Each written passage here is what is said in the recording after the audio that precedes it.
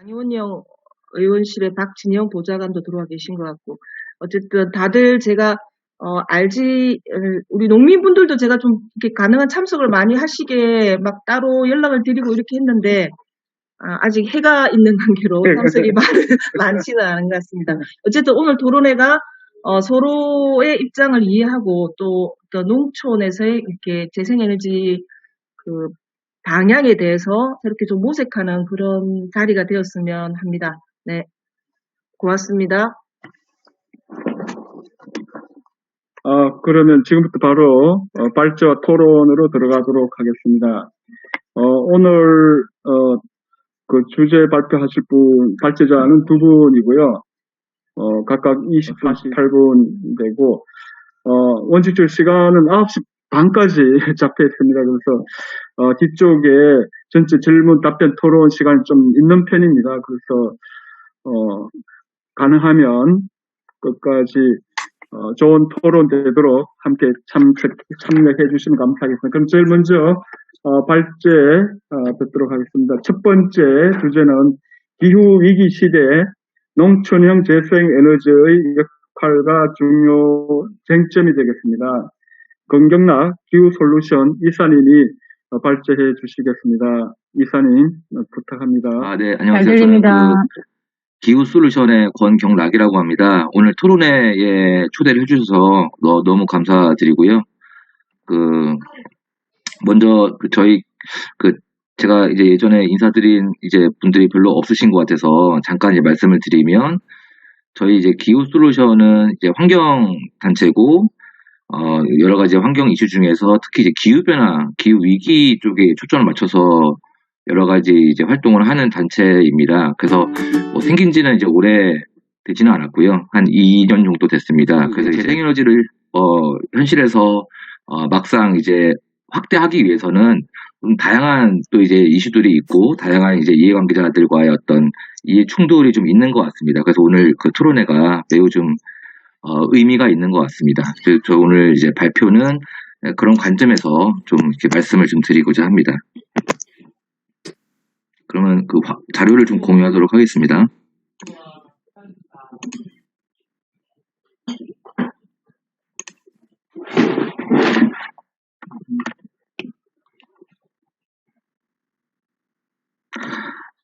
먼저 첫 번째 페이지입니다. 이 부분 같은 경우에는 뭐 다들 너무 잘 알고 계시는 내용이죠.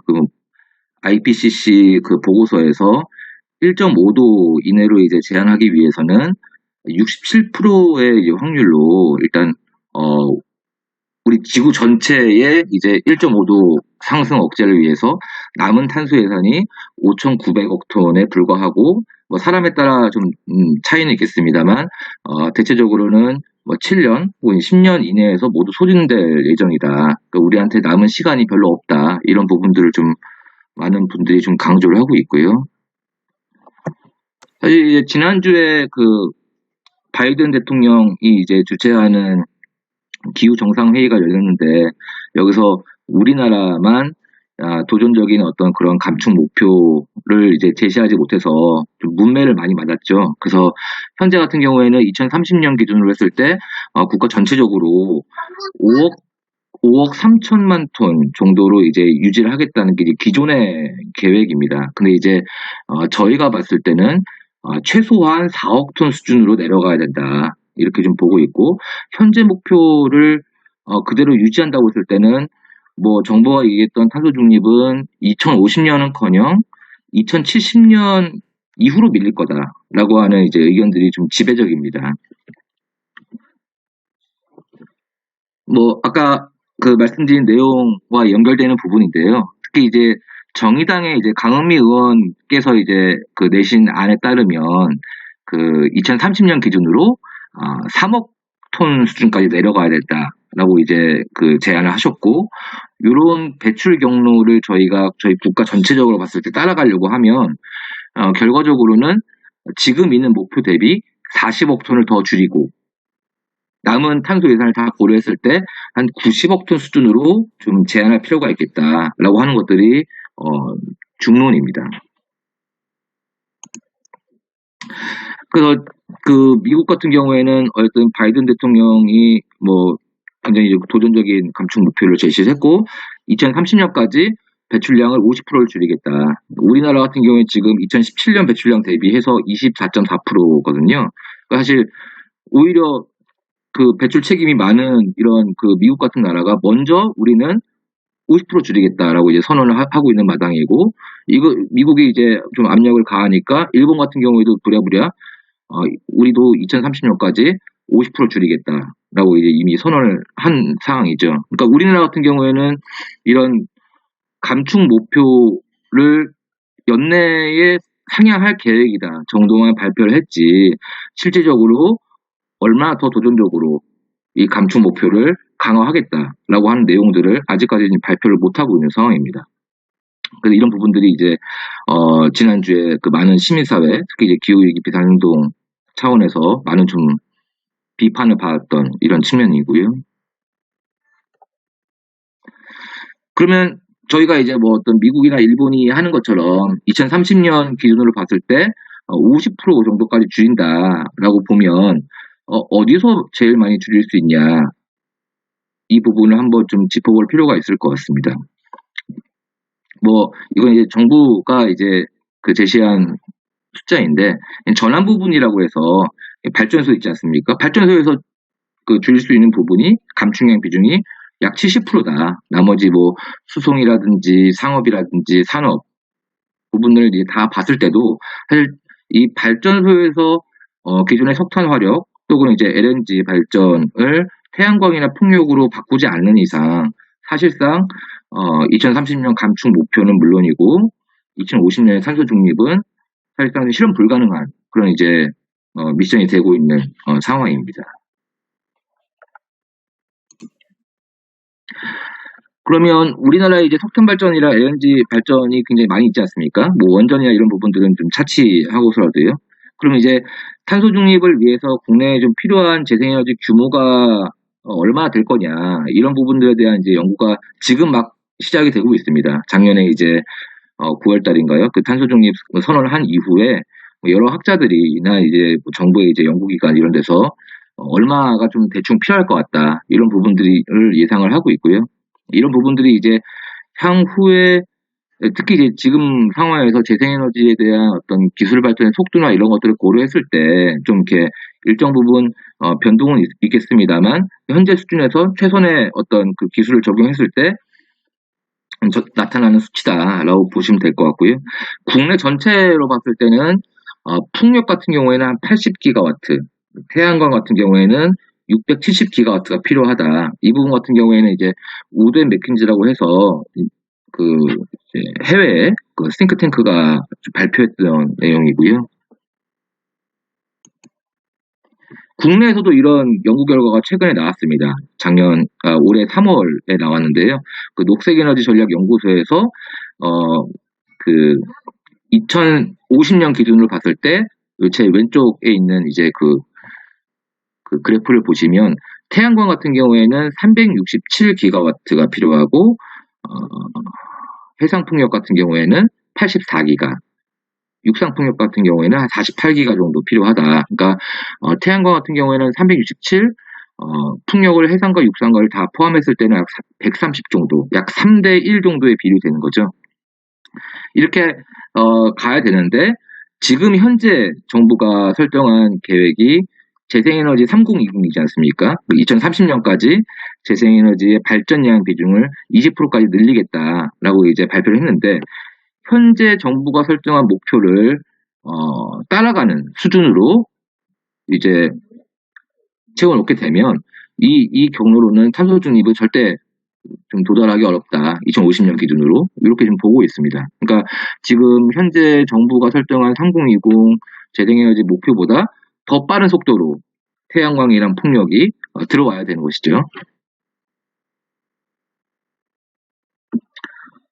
이거는 이제 그 KEI라고 이제 한국 그 환경부 산하의 이제 그 국책 연구기관에서 이제 한 이제 박사님께서 좀 발표하신 내용인데요. 요것도 이제 앞에서 말씀드린 내용이랑 사실 크게 좀 다르지는 않습니다. 그 1.5도 맨 오른쪽을 보시면 필요한 태양광이 305기가, 그리고 풍력 같은 경우에는 이제 한 150기가 정도가 되는 거고, 앞에서는 이제 한 3대1 정도의 비율이 됐다면, 이 연구에서는 이제 한 2대1 정도의 좀 비율이 되는 거죠. 태양광과 풍력이. 근데 이제 2019년에 어떤 2년 전 기준입니다만, 태양광이 현재 이제 10기가가 깔려 있고, 지금 이제 20기가로 늘었습니다. 풍력 같은 경우 그 당시로는 이제 1.5기가였는데, 이 수치랑 비교했을 때 굉장히 많은 사실 태양광이랑 풍력이 좀 필요하다는 것을 좀 알 수가 있습니다. 방금 말씀드린 거의 연장선에 있는데, 사실 우리나라 같은 경우에는 뭐 다른 이제 OECD 비교했을 때 재생에너지 보급 속도가 꼴찌다라고 하는 부분들은 사실 뭐 뉴스나 매체를 통해서 매우 많이 이제 좀 알려져 있는 상황이고요.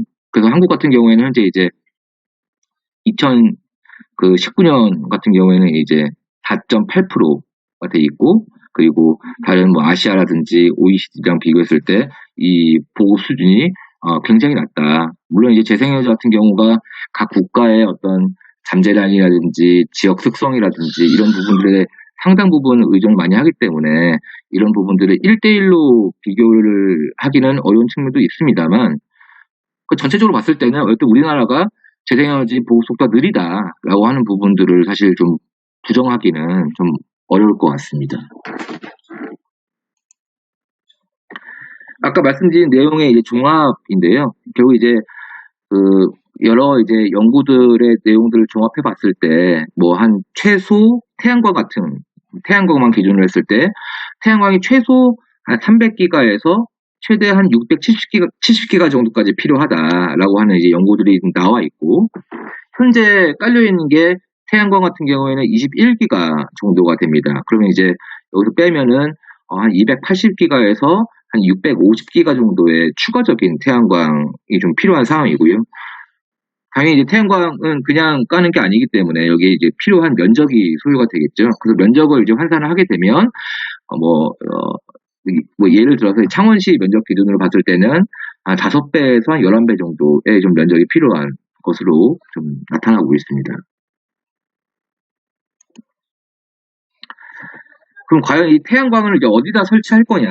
여기서 이제 굉장히 많은 갑론을박이 있고, 또 이제 어떤 선호 우선순위의 문제가 있고, 또 이제 선호의 문제가 있고, 여러 가지 이제 어떤 다양한 의견들이 이제 나오는 부분들인데요.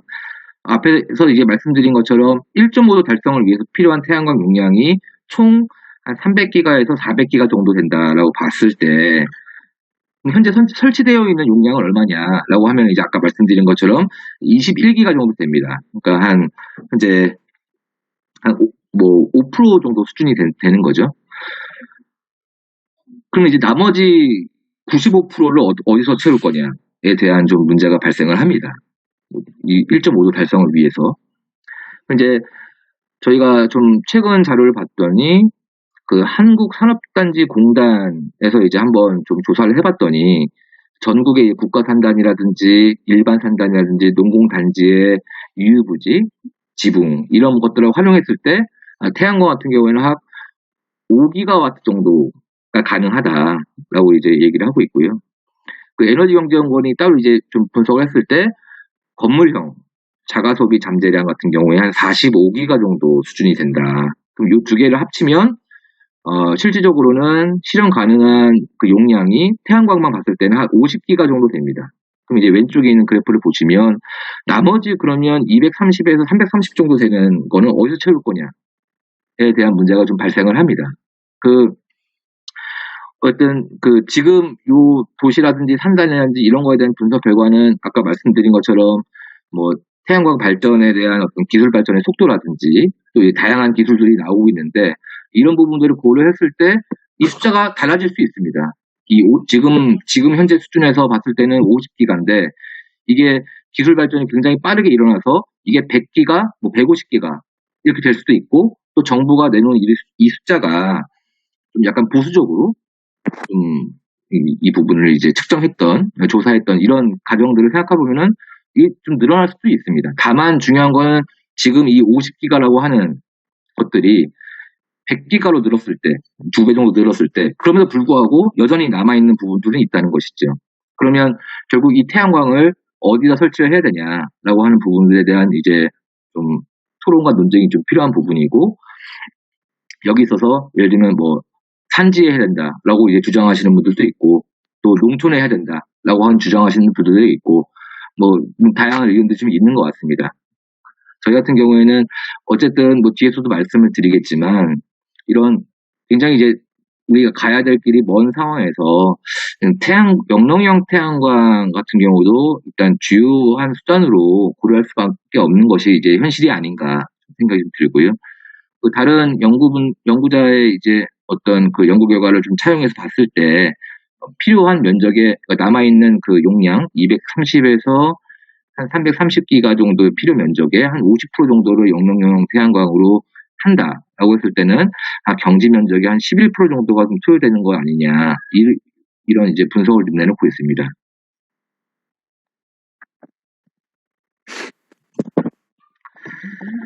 경남에 대한 내용을 약간 그 좀 초점을 좀 맞춰보면, 현재 이제 그 저희가 그 에너지 전환 포럼이라는 이제 단체를 통해서 좀 이 자료를 한번 정리를 해봤는데요. 경남 같은 경우에는 너무 이제 잘 아시는 것처럼 석탄 발전 비중이 현재 이제 74% 정도 되고, 나머지 양수라든지 뭐 태양광이라든지 수력, 풍력 이런 부분들이 차지를 하고 있습니다. 그래서 석탄 경남에 있어서 이제 시민사회에서 어쨌든 저희가 알기로는 2030 탈석탄에 대한 요구가 굉장히 강하고, 또 이런 부분들이 상당 부분 관철이 되고 있는 것으로 알고 있는데요. 그럼 이 석탄과 관련된 74%가 폐쇄가 됐을 때, 그럼 이 석탄 발전 폐쇄에 대한 부분을 뭘로 채울 거냐라고 하는 문제가 당연히 발생을 할 수밖에 없을 것 같습니다. 이런 거는 비단 뭐 경남의 사례를 말씀드렸습니다만, 다른 뭐 석탄 발전 비중이 높은 충남이라든지, 또 뭐 가스의, 특히 도시 쪽은 이제 가스의 비중이 높은데 뭐 경기도라든지 인천의 경우에도 크게 다르지는 않다라고 보고 있습니다. 어쨌든 탈석탄과 관련해서 그 석탄 발전의 폐쇄에 따른 발전량이 이제 없어지는 부분에 대해서 일단 재생에너지로 대체를 해야 된다라고 하는 큰 방향에 대해서는 저는 이제 공감대가 어느 정도 형성이 돼 있다고 보는데, 이런 부분들을 어떻게 어떤 속도로 어떤 방향으로 채울 거냐라고 하는 부분들은 경남의 어떤 에너지 자립이라고 하는 측면에서도 한번 좀 적극적으로 좀 검토할 필요가 있겠다라는 좀 생각이 듭니다. 저희가 그래서 한번 계산을 간단하게 한번 해봤습니다. 경남의 그 석탄 발전량 있지 않습니까? 그거를 이제 재생에너지로 대체할 경우에 태양광만으로 이제 대체를 하게 되면 약 한 35기가 정도가 필요하고요. 풍력만으로 대체를 한다라고 하면 이제 약 19.3기가 정도가 좀 필요합니다. 당연히 이제 경남 같은 경우에는 석탄 발전을 많이 이제 그동안 해서 자체적으로 소비하기도 하지만, 다른 지역에 이제 이런 부분들을 이제 공급하는 거기 때문에 당연히 이제 경남의 전력 소비량은 석탄 발전량에 비해서는 이제 낮은 게 현실이고요. 그래서 만약에 석탄 발전이 아니고 경남의 전력 소비량을 기준으로 만약에 계산을 하게 되면 태양광 같은 경우에는 한 26기가 정도, 그리고 풍력 같은 경우에는 14기가 정도가 좀 필요한 상황입니다. 그래서 경남의 그 지금 탄소 중립 이행 로드맵을 지금 수립을 올해 이제 경남도정 차원에서, 그래서 어쨌든 지금 단계에서 저희가 봤을 때는 일종의 좀 뭐라고 해야 될까요? 이 영농 태양광 같은 경우는 이제 이 탄소 중립을 위해서 어쨌든 굉장히 태양광과 풍력에 대해서 속도를 내야 되는 이점에서 나온 어떤 영농 태양광은 일종의 고육 주책이라고 생각을 하는데요. 그런 차원에서 이제 그동안 국회 차원에서 이제 법안이 많이 발의가 되고, 또 이제 여러 가지 이제 논의들이 좀 진행된 걸로 알고 있습니다. 처음에 이제 농지법 개정안이 이제 박정 의원 이제 발의로 이제 제출이 됐는데, 여기서는 이제 최초로 이제 농업진흥구역에서 영농 태양광을 할 수 있게 좀 허가를 해주는 개정안이 발의가 됐고, 여기에 대해서 굉장히 찬반이 좀 많았습니다. 특히 이제 전문위원 검토 의견에 따르면 찬성하는 쪽은 이제 뭐 소득이 태양광 발전에 따른 이제 소득이 증가하고 쌀이 이제 과잉 생산이 되니까 이거에 따른 이제 일종의 좀 가격 하락에 대한 우려를 좀 완화할 수 있는 거 아니냐. 근데 이제 반대하는 쪽에서는 어떤 뭐 효율적인 농지 이용이나 보전이라고 하는 큰 방향에 좀 배치가 되고 또 이제 당연히 농지나 이런 부분들이 이제 집가가 낮기 때문에 여기에 태양광 설비가 집중되는 게 맞는 거냐. 뭐 이런 이제 비판들이 좀 있었고, 그 다음에 이런 부분들에 대해서 좀 비판이 있다 보니까 또 다른 이제 그 김승란 의원 같은 경우에는, 약간 이제 농업진흥구역이라고 하는 이제 카테고리를 좀 넘어서 농업인이 이제 본인 소유 농지에 복합 이용을 하는 경우에 한 20년 동안 영농용 태양광을 할 수 있게 하자라고 이제 개정안을 좀 내기도 했습니다. 그리고 이제 올해 초에는 이제 김종훈 의원이 영농용 태양광 같은 경우에는 기존의 농업진흥구역 내에서 진행하는 거에 대한 이제 비판의 목소리가 굉장히 높기 때문에 그러면 농업진흥구역 외에 자격농지에 설치하는 거에 한해서 그러면 이 영농용 태양광을 해보자라는 내용으로 이제 개정안을 냈고, 최근에는 그 위성권 의원이 발의를 했는데 농지법 개정안은 아니고 별도로 이제 제정안을 마련을 해서 농업인 영농용 태양광이라고 하는 정의를 내리고, 이 정의는 농작물 재배 생산과 태양광 발전을 병행을 한다. 그리고 이거는 원칙이 농업진흥구역 외에서 진행을 한다라고 이제 지정을 해놨습니다. 그리고 기초지자체가 태양광 지구를 지정을 해서 일종의 이제 기초지자체가 주도해서 뭐 민간 사업자들이 좀 난립하지 않게 체계적으로 좀 진행을 해야 되는 거 아니냐. 이제 이런 취지의 내용을 포함시킨 좀 제정안을 발의를 했고요. 아직 이제 이 부분에 대해서는 최근에 발의가 된 거기 때문에 어떤 뭐 검토 의견들이 국회 차원에서 이제 아직 나온 건 아니라고 알고 있습니다. 그래서 이거는 이제 지난주 정확하게 기억은 안 납니다. 지난주인가요? 지난주에 그 대통령 직속의 그 농어촌 특별위원회 차원에서 이제 토론회를 또 비슷한 주제로 한 걸로 알고 있는데요. 거기 이제 발표된 내용입니다. 그래서 뭐 농촌 태양광 관련된 여러 이제 이해관계자의 입장인데, 사실 뭐 지역 주민이라든지 농민의 이제 의견 같은 경우에는 뭐 사실 투명하지 않다. 그리고 농지가 잠식되고 경관이 파괴가 된다. 또 이득은 사실 제주는 곰이 부리고 이렇게 되는 거 아니냐. 이제 왜 농촌부터 하냐. 도시랑 그 산업단지 위부터 하자. 이거는 정의로운 전환에 배치가 된다. 또 이제 주민이 주도하고 지역이 주도하는 컨셉으로 가야 된다. 이런 식으로 이제 굉장히 이제 비판적인 목소리를 제기를 하고 계시고, 또 이제 발전 사업자 입장에서는 어떤 뭐 입지 규제가 너무 심하다. 또 돈을 너무 많이 받는 것도 아니다. 또 주민들의 요구가 너무 과하고 결국엔 이거 돈 보상금 받라고 하는 거 아니냐. 이런 이제 목소리 나오고 있고, 또 이 지자체는 지자체대로 좀 사실 여러 어려움이 있습니다. 뭐 태양광 민원이 폭주하고 있다. 또 이제 뭐 이격거리 규제나 이런 것들 두는 게 사실 뭐 하고 싶어서 하는 건 아니고 고육지책이다. 이런 태양광 인허가 담당하는 사람이 한 명이 다 하고 있는데 뭐 민원 이런 업무가 폭주하고 있어서 사실 쳐다보기도 싫다. 뭐 이런 이제 인식들이 좀 강한 것 같고요. 중앙정부 같은 경우에는 사실 중앙정부 차원에서의 그 정해놓은 목표들이 있고 탄소 중립을 위해서 빨리 가야 되는데 사실 좀 뭐 속도가 안 난다. 이런 이제 관점을 가지고 있는 것 같고, 여러 가지 이제 대책들은 마련하고 이렇게 한다고는 하는데 사실 좀 실질적인 성과는 안 나고 있다. 이런 식의 이제 전반적인 좀 입장과 이제 관점을 좀 가지고 있는 것 같습니다. 특히 이제 그 최근에 농민단체 차원에서 어떤 여러 가지 뭐 자리를 통해서 입장들이 좀 나오고 있는데, 저희가 느끼기에는 어떤 큰 줄기는 이게 농민주도, 특히 이제 어떤 그 여러 가지 다양한 이해관계자들이 있지만 농민주도로 진행되지 않는 부분들에 대한 그 문제의식이 저는 가장 크다라고 좀 보고 있고요. 마찬가지로 이제 뭐 최근에 전남 사례가 된 것 전남 사례인 것 같은데요. 그리고 이제 대규모 자본이 투입되는 현재 이제 어떤 그 태양광 방식이 지속 가능하냐, 지속 가능한 방식에 대해서 뭔가 이제 우리가 토론이나 최소한의 어떤 원칙이나 기준 이런 것들을 마련해 놓고 진행되는 것이냐, 이런 것들에 대한 문제의식이 좀 강한 것으로 알고 있습니다. 저희가 그래서 주요 쟁점을 한번 정의를 해봤는데요.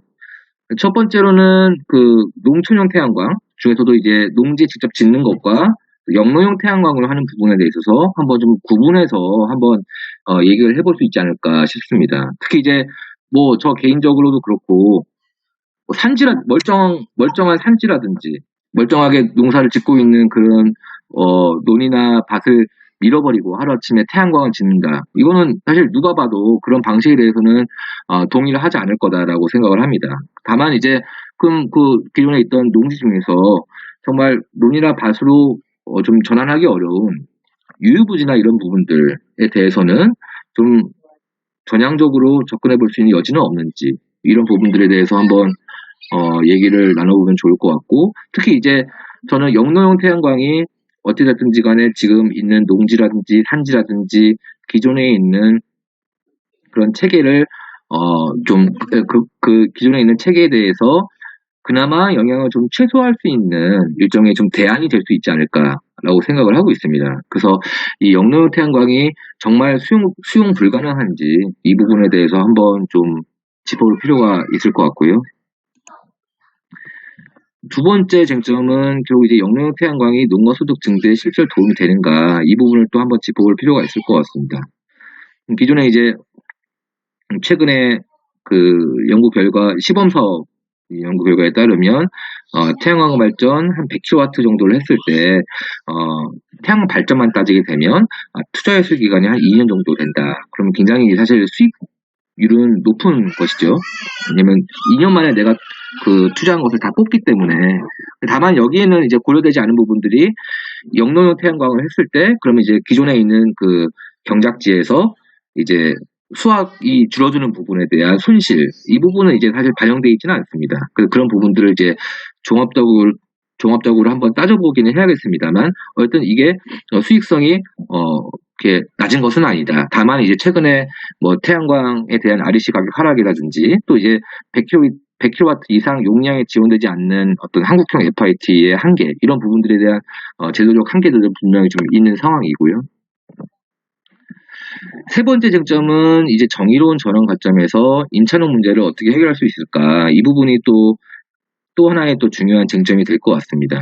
또 여러 이제 이런 부분에 있어서 많은 분들이 제기하시는 부분들이 영농형 태양광을 많이 설치하게 되면은 임차는 이제 임차가 불가능해질 수도 있고, 태양광 설치 면적이 확대되면 경작이 가능한 면적이 좀 줄어드는 거 아니냐, 이렇게 좀 많이 좀 보시는 것 같고요.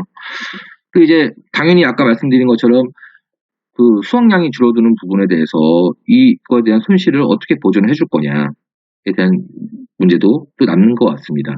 여전히 이 부분은 이제 해결이 안 되는 부분인 거고요. 제가 만약에 임차농의 입장이라고 봤을 때 제가 봤을 때도 사실 싫을 것 같습니다. 왜냐하면 그 임차농은 거기서 농사를 지어야 되는데 이 임대농이죠. 땅 소유주가 돈을 벌겠다고 이제 여러 가지 이제 어떤 그 건축물들을 이제 설치해놓고 여기서 이제 발전을 하고 있으면, 사실 저 같은 경우에는 농사를 지을 때 아무래도 굉장히 불편하고 신경이 쓰일 수밖에 없는 거겠죠. 만약에 그렇게 농사를 짓다가 뭔가 사고가 생겨가지고 태양광 발전이 잘 안 된다, 그런 거에 대한 예를 들면 손해보상은 어떻게 할 거냐, 굉장히 사실 좀 그런 부분들도 민감한 이슈가 될 거거든요.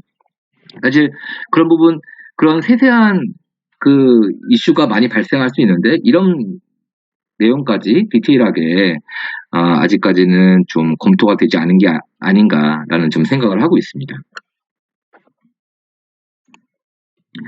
그 다음에 이제 아까 법안 개정안의 이제 그 흐름을 잠깐 보여드리긴 했는데, 어쨌든 농지 내 태양광 설치를 하는 거에 대해서 만약에 좀 허용한다고 하면 어디까지 허용할 수 있을 것인가에 대해서도 좀 얘기가 좀 필요할 것 같습니다. 그래서 뭐 산업부 같은 경우에는 영농형 태양광을 농업진흥구역까지 다 열어서 여기서 이제 농업이랑 태양광을 병행하면서 뭔가 수익을 극대화하자라는 이제 입장이긴 한데, 뭐 농림부 같은 경우에는 농업진흥지역은 안 된다. 그래서 비농업진흥지역으로 먼저 해보자라고 이제 얘기를 하고 있고요. 그래서 만약에 영농 태양광이 필요하다고 하면 어떤 원칙과 절차가 반드시 좀 마련돼야 되겠냐라고 하는 부분들에 대해서도 혹시 이제 좀 가능하다면 좀 얘기를 해보면 좋을 것 같습니다. 그래서 뭐 이사님 시간이 좀 많이 초과돼서 좀 마무리를 해주시면 감사하겠습니다. 네네 30초 내로 하겠습니다. 그래서 뭐 원칙이나 절차와 관련해서는 이제 많은 분들이 이런 게 필요하다. 특히 이제 뭐 이익 공유보다 가치 공유랑 정보 공유가 더 선행돼야 되는 거 아니냐 이런 말씀들을 하시고, 만약에 이제 할 수 있다고 하면 어떤 프로세스로 이런 어떤 정의로운 전환 관점에서 이런 그런 절차나 원칙들을 마련할 수 있을 것인가. 특히 이제 최근에 풍력 같은 경우에는 뭐 원스톱숍이라고 해서 지자체가 주도하는 뭔가의 프로그램들 절차를 마련하고 있는데, 이런 부분들을 혹시 한번 좀 참고해 볼 수 있지는 않을까, 이런 부분들을 좀 말씀을 드리고자 합니다. 이상 그 발표를 마치겠습니다. 네, 이사님 감사합니다. 또 시간을 이렇게 시간 초과해서 죄송합니다. 예, 또 말씀드려 죄송하고요. 이사님 발표에 많은 걸 배웠는데, 우리 이 농촌형 태양광 설비를 추진하면서 부딪히는 각 이해 당사자들의 어떤 입장과 어떤 나타난 중요 쟁점 이런 거 아주 잘 정리해 주셨습니다. 자, 그러면 두 번째 발제로 넘어가겠습니다. 향후 발제자 토론자님 좀 더 시간을 지켜주시면 감사하겠습니다. 두 번째 주제 발표는 농촌형 재생에너지 개발 사례와 드러나는 문제점에 대해서 전국 농민회 총연맹 부경연맹 정책위원장이신 한행기 위원장님께서 토론회 발제해 주시겠습니다. 부탁드립니다. 네, 들리시죠? 예, 반갑습니다. 전농부경연맹 정책위원장 한영기입니다. 먼저 말씀드릴 거는, 일단 이제 여기 모이신 분들이 어느 정도 우리 잠시만요. 자본이 좀 들리죠? 우리 다 같이 탈핵을 하고 또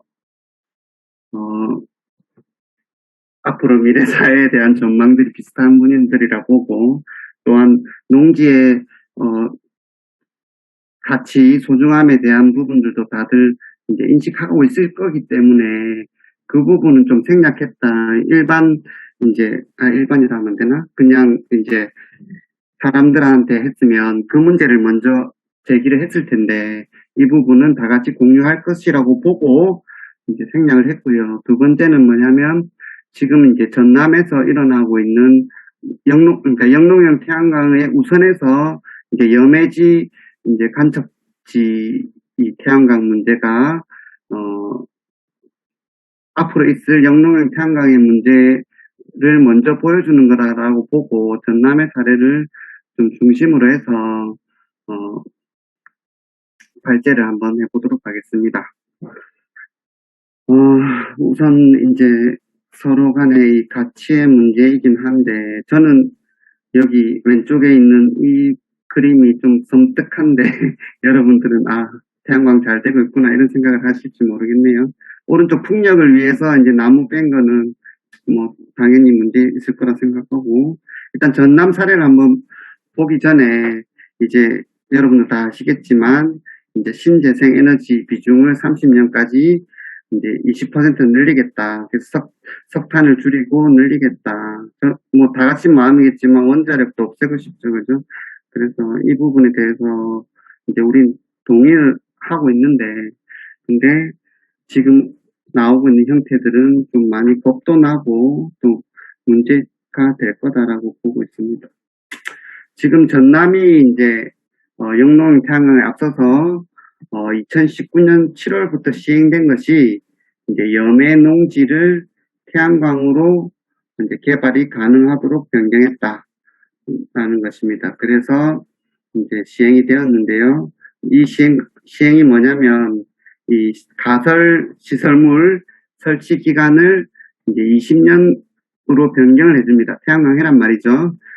그리고 이제 표토, 그러니까 이제 표면에 있는 흙이 아니라 이제 요 밑에 있는 60cm 정도에 있는 심토에서 염해를 측정하게 해줬습니다. 이것도 뭐냐면은 염해질을 많이 만들기 위한 방법이죠. 그래서 이제 2019년 7월부터 이제 발전 신청된 것이 한 1000만 평 이상이 이제 벌써 발전 신청이 되어 있고, 또한 이제 거기에 70%가 외진 소유거든요. 실제 농사를 짓지 않는 분들. 그래서 이분들이 농민한테 임대를 하면 한 평당 한 1000원 정도에 이제 임대를 해줍니다. 그런데 이 발전하시는 업자들이 평당 많게 최대 6,000원, 4,000원에서 6,000원까지 제시를 하면서 발전을 하자고 합니다. 그래서 이거는 이제 영농형은 아니거든요. 그래서 이 1000만 평에서 이 임차농들이 쫓겨나게 생겼습니다. 네, 그래서 이게 지금 문제가 된 거고요. 특히 전남, 그 다음에 전북, 충북, 충남 이래가지고 이제 간접지가 있기 때문에 이런 문제들이 지금 현실화되고 있는 거죠. 경남에는 간접지가 없다 보니까 이것이 이제 문제가 안 되고 있는 것입니다. 그래서 제가 이 사례별로 한번 보면요. 지금 이제 무안군의 청계면 복길 간척지라는 것에는 70만 평을 이제 개발한다고 합니다. 그래서 20년 12월부터 나왔고, 이제 여기는 시작 단계입니다. 그래서 뭐 지역 유지를 해야 하고, 막상 조사를 해보니 대부분이 소작농이고, 그래서 이제 또 이걸 한다고 하니 농협에서는 RPC, 그러니까 쌀 도전 공장을 만들어야 되는데 이거 하면은 못 만드는 거 아니냐 등의 문제가 있다 합니다. 그래서 여기는 아직 대책위도 구성 못하고 몇몇 분들이 이 반대 프랭카드를 게시하는 정도 활동을 했다고 합니다. 네. 잠시만요. 뒤로는 어떻게 하나요? 그냥 넘어가겠습니다. 네, 영암군 같은 경우는 여기는 이제 진행이 되고 있습니다. 300만 평 정도를 간접지 태양광이라고 하고요. 그래서 업체 SK에서 이 임차농들을 보시기 위해서 10% 정도를 스마트팜을 만들어서 싸게 분양한다고 소문이 돌고 모델하우스까지 만들었다 합니다. 그리고 이 간접지 지주들은 대부분 관에 거주하고요. 주변 마을에게는 발전 기금 주겠다 하고 있습니다. 여기서도 이제 이게 우리는 뭐냐면 업체라고 얘기하지만 형식은 주민 주도로 되어 있습니다. 그러니까 어떻게 하면 되냐면 아파트 재개발 조합, 그것도 주민 주도잖아요, 그죠? 네, 그래가지고 태양광 추진위원들을 만들고 뭐 이장단, 사회단체장 등등도 여기에 말을 못하고 청년회가 반대운동 했으나 주변에서 하지 말라고 하고 농민회에서 이제 이 반대운동을 하고 있는 것이고요. 그 옆에 보면 또 여기도 약산면도 한 50만 평 정도. 그래서 여기는 이제 태양광 발전하는 주민 모임이 이제 관산포 협동조합을 만들어서 이제 이걸 추진하고 있습니다. 근데 여기에 대해서 고발을 하고 각종 싸우고 있습니다. 문제는 뭐냐면은 실제로 염해농지를 이제 피해를 구제한다는 이름으로 태양광을 했으나 실제로는 염해가 아니었고 농사를 잘 짓고 있는 곳에다가 이제 이거를 만드니 지주와 소작농들 사이의 갈등 등등이 일어나고 있더라. 이 부분들이 영농형 태양광을 하면 전국적으로 일어날 것이다 라는 것을 미리 이제 했기 때문에 보여주고 있는 사례입니다. 자, 이게 영농형 태양광 농지인데요. 저는 이것도 좀 섬뜩합니다. 예, 이 밑에서 지주는 좋겠으나 이 기둥을 피해서 농사를 지어야 되고 한 평이라도 더 농사 짓기 위해서 뭐 손모도 심을 거고 끔찍합니다. 근데 이런다고 해서 과연 소작료를 싸게 해줄 것 같지도 않아요. 네. 그래서 소작이 아니죠. 임대료죠. 임대료를 싸게 해줄 것 같지 않고 그래서 아마 피해를 많이 보게 될 것 같습니다. 자, 영농의 태양광을 지금 이제 얘기하고 있는데 문제점이 몇 가지 있습니다. 한 가지는 뭐냐면 우리나라 농지의 70%는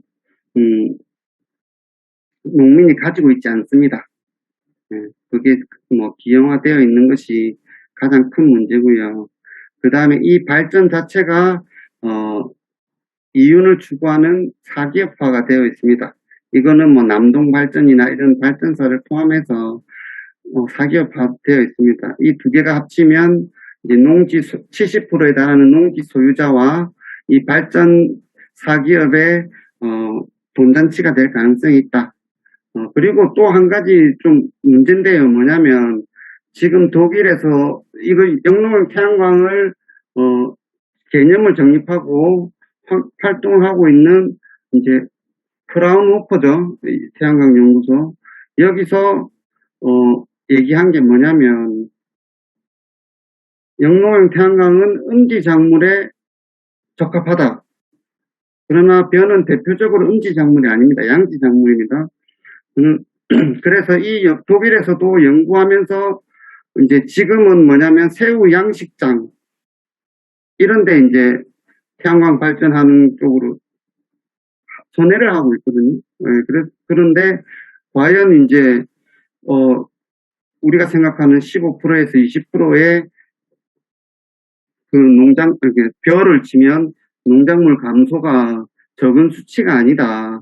이거는 이제 독일에서 연구하고 있는 영농 태양광을 연구하고 있는 곳에서 보면 맞지 않는 거 아니냐라고 얘기할 부분이다 라고 생각을 하고, 그러나 우리나라에서는 음지 작물을 이만큼 할 곳은 없어요. 네, 그래서 또 우리가 원하는 것이 뭐냐면 이제 기후 변화에 대한 대응이잖아요. 뭐 농작물만 15%가 감소하는 것이 아니라 벼가 하고 있는 벼가 역할을 수행하고 있는 탄소를 줄이는 자연적인 문제도 15%나 20% 감소하는 게 아니냐. 그 수치는 이제 포함이 안 돼 있다 보니까 이 부분이 좀 문제가 아닌가 싶고요. 그 다음에 이렇게 되면 결과적으로 농민들은 구조물이 설치된 채로 20% 생산량 감소를 감수해야 된다. 그리고 이제 지주들은 시세 차익도 보고 태양광 임대 수익도 내고 그 다음에 양도소득세도 8년 작용한다고 하잖아요. 예, 그래서 면제되고 이제 자기가 태양광을 하면 바닥 풀은 배줘야 될 건데 이것도 소작농이 다 배주고 뭐 제 같으면 지주할 것 같아요. 제 같으면 이 영농 태양광을 한다면 무슨 수를 써서라도 농민 되기도 쉽잖아요. 그죠? 지주를 꿈꾸겠습니다. 그리고 두 번째는 다른 거는 뭐냐면 지금 이제 시범 사례에서는 잘 하고 있다고 보는데 막상 이게 법으로 제정이 되고 악용을 하기 시작하면 이게 건물 재개발 조합하고 다른 게 뭐가 있을까 이런 고민도 좀 가지게 됩니다. 다음으로 이제 이거는 저의 사례인데요. 뭐냐면은 빨간 줄치인데 보이죠? 여기에 노란 땅이 있습니다. 이게 제 땅인데요. 제가 영농조합 하고 있어서 어떤 그 생산 시설이 필요해가지고 여기다가 이제 전용을 하려고 하니 이 빨간 땅은 우량농지라서 중간에 하면 안 된다고 합니다. 그리고 옆에 파란색으로 칠한 거 있죠? 여기는 이미 전용된 곳에 옆에 있으니 가능하다. 이렇게 되고 있습니다. 이거는 뭐냐면 위성 사진 보고 이제 그 농지 전용 심사위에서 이렇게 된다 안 된다 이렇게 판단하는 거예요. 이 땅 자체가 전체적으로 이제 같은 같은 겁니다. 그러나 이제 이 지형을 보고 우량농지는 훼손하면 안 된다라는 취지에서 되고 안 되고 하는 땅을 결정합니다. 그러나 이 곳곳에 이런 태양광 시설이 들어서면 분명히 농지 전용이 옆에 땅도 씌워질 겁니다. 네, 이 부분이 그래서 농지 전용을 하는 천병 역할을 하는 게 아니냐라는 고민이 좀 들고요. 영농 태양광이 되면. 그래서 이제 좀 우려가 또 하나 됩니다. 그리고 이미 2016, 17, 18에서 18년에서 농지 전용이 쭉 많이 되고 있습니다. 근데 19, 20년이 아마 줄었을 거예요. 그래서 이렇게 안 적은 것 같습니다. 그래서 이제 또 우리나라 식량 자급률은 21%인데 코로나19 기후위기 시대에 식량 주권은 어떻게 될 거냐, 과연 수입하면 될 거냐. 우리 백신 사태에서 보듯이 미국이나 선진국이나 안 주잖아요. 네, 그래서 과연 백신도 안 주는데 쌀을 주겠습니까? 밀을 주겠습니까? 이게 기후위기가 생기면 분명히 식량위기가 따라올 건데 과연 우리가 준비가 되어 있는가. 여기서 과연 식량 생산량을 20%, 15%, 20% 감축하는 것이 이 지금 맞는 얘기인가라는 고민도 같이 하게 됩니다. 그래서 이거는 제가 전남 자료인데요. 시간이 없으니까 조금 금방 넘어가겠습니다. 조금 전남에서는 지금 항상 싸우고 있다 보니까 좀 격하게 반응하는 부분도 좀 있는 것 같습니다. 어쨌든 이것은 이윤수단이고 주민주권이 좀 무시되고 있고 생태가 웅중적 파괴되고 또 이렇게 마구잡이로 개발되고 있고 이제 영농의 태양광이 생기고 이 부분이 문제일 것이다 라고 보고 있고요.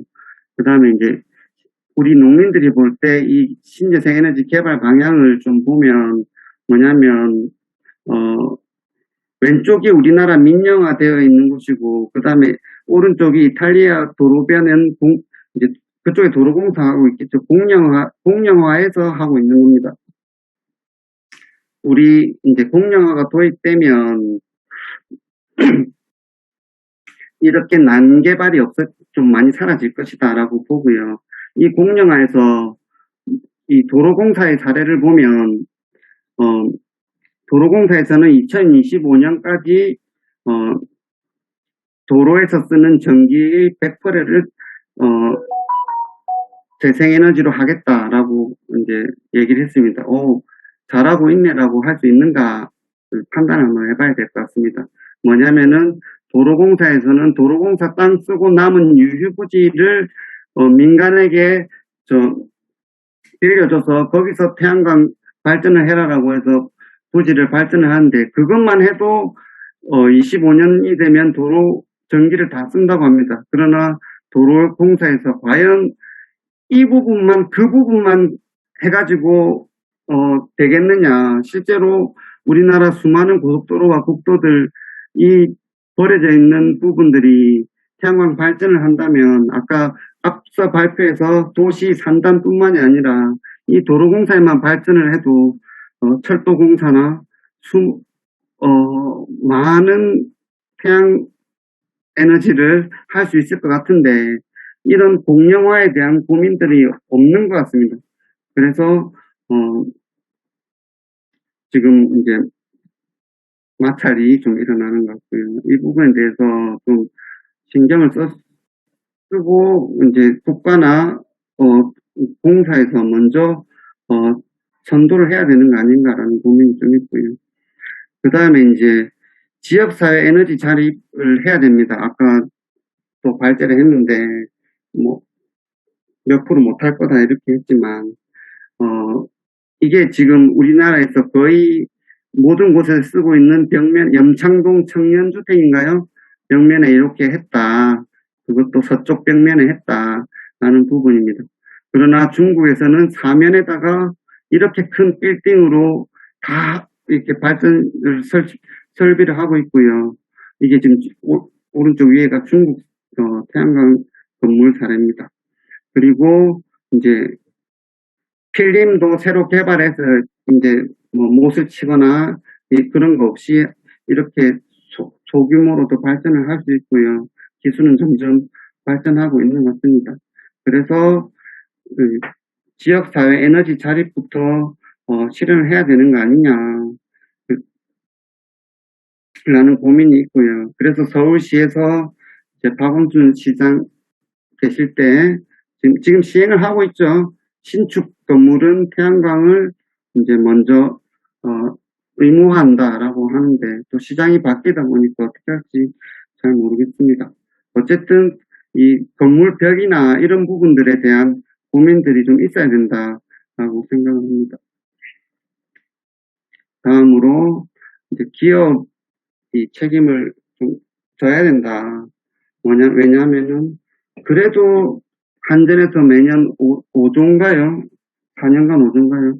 적자를 보면서 산업용 전기를 쓰고 있는데, 그래서 에너지 소비 1위가 이제 현대제철인데, 얘들은 태양광 없잖아요. 그죠? 예.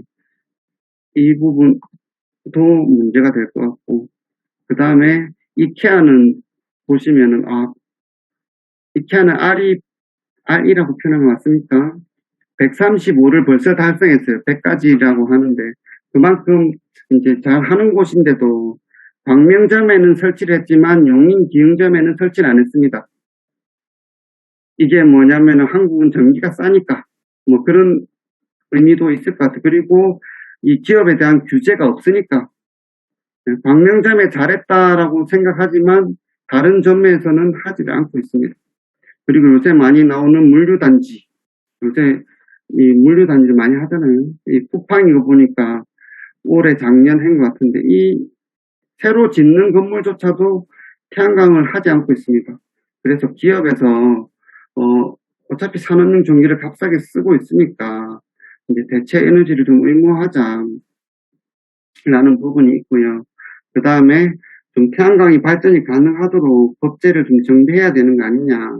뭐냐면은 여기 지붕에다가 태양광을 만들려고 하면 돈이 들 거잖아요. 그죠? 근데 제가 볼 때는 그 돈 드는 부분들이 문제가 되는 것 같아요. 그래서 예를 들어서 대체 에너지를 한다면 이제 기업에서 부담해서 이걸 만들어라 이런 게 아니더라도 예를 들어서 지붕은 꼭 빌려준다 이런 식으로 법제화를 해도 그리고 어떤 지상권이나 어떤 유치권 이런 거는 할 수 없다 이런 식으로 좀 해서라도 어떤 법제가 좀 정비돼야 되지 않는가라고 생각합니다. 그래서 이렇게 해도 모자라면 또 그게 맞추어서 이 영농 태양광도 고민해봐야 되겠지만 우선적으로 이 농지 소유 문제가 해결돼야 됩니다. 그리고 주민 참여 방안에 대해서 보장이 돼야 되고요. 그리고 뭐냐면 농민 자격이 반드시 정비돼야 됩니다. 여러분도 쉽게 농민 자격 얻을 수 있거든요. 그래서 그렇게 하지 않으면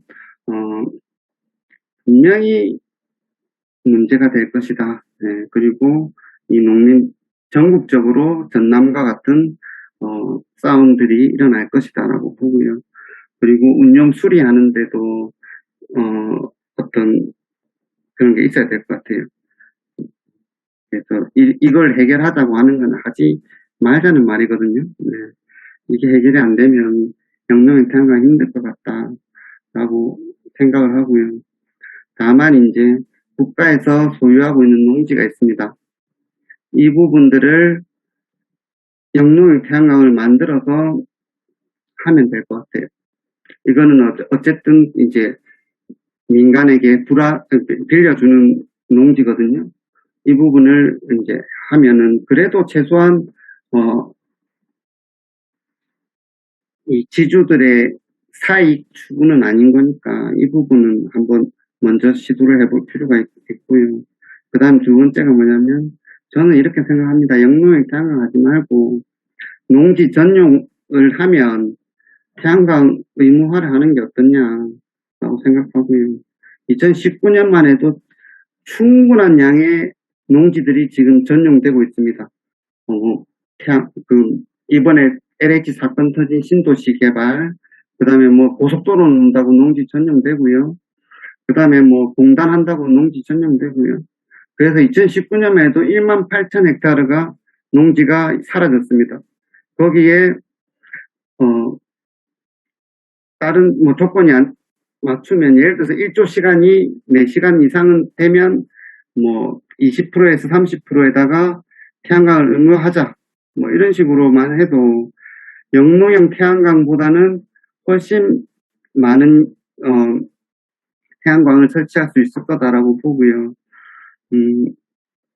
아직 어설픈 영농형 태양광보다는 이런 식의 어떤 규제 노력들이 더 필요하지 않는가라고 생각을 합니다. 끝났습니다. 시간 맞췄나요? 네, 이상입니다. 네, 한인기 원장님 발표 감사합니다. 시간을 거의 맞췄습니다. 감사하고요. 우리 한인기 위원장님께서는 농민의 입장에서 현재 농촌에서 추진되고 있는 영농형 태양광 설비 추진 방식에 대한 농민들의 입장을 강하게 말씀해 주셨고요. 그리고 대안까지 제시해 주셨습니다.